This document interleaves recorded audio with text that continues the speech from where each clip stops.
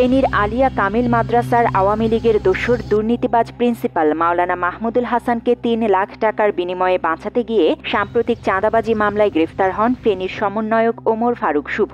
এবার সেই প্রিন্সিপালকে মামলা থেকে বাঁচাতে ৩ লাখ টাকার লেনদেন হয়েছে ফেনী জামাতে ইসলামের রোকন জাকির হোসেনের সাথে।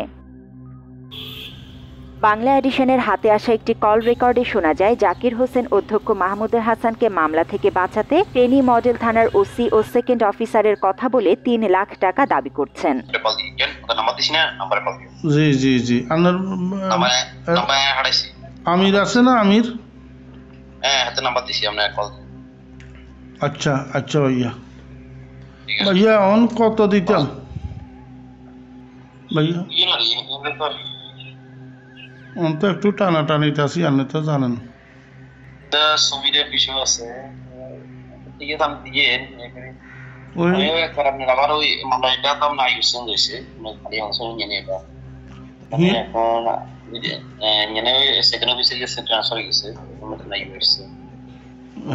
মামলার খরচ ভাইয়া আগে দিছি না 2 লাখ আর লাগবো না?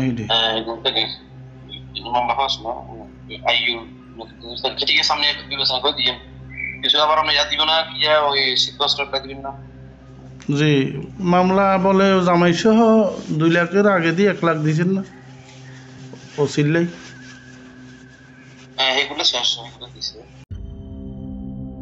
গোপনে ধারণ করা একটি ভিডিওতে দেখা যায় মামলা হওয়ার পর ফেনী ছেড়ে ঢাকায় এসে বিভিন্ন দলের নেতাদের দুয়ারে ঘুরছেন আওয়ামী দোসর মাহমুদুল হাসান। চাঁদার টাকা নিতে মুঠোফোনের কথা অনুযায়ী নগদ টাকা নেয়ার প্রমাণ মিলেছে অপর একটি ভিডিওতে।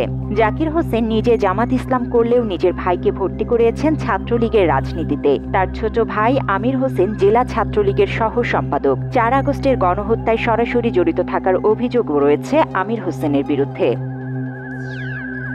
নিজের ভাইকে নিরাপদে ঢাকায় সরিয়ে নিয়েছে জাকির। মূলত টাকা নেওয়া ব্যক্তি ছিলেন ফেনী জামাত ইসলামের রোকন জাকির হোসেনের ছোট ভাই ফেনী জেলা ছাত্রলীগের সহ সম্পাদক আমির হোসেন।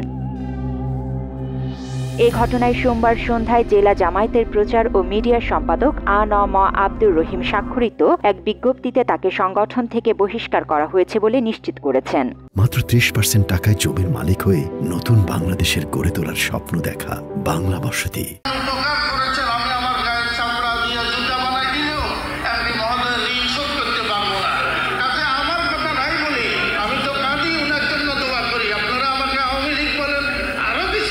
বিতর্কিত প্রিন্সিপাল মাওলানা মাহমুদুল হাসানকে বিভিন্ন ভিডিওতে দেখা যায় আওয়ামী লীগ ও তার দোসরদের পক্ষে অবস্থান নিতে।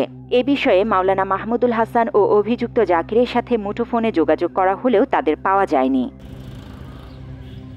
জান্নাতুল ফেরদৌস তমা, বাংলা এডিশন।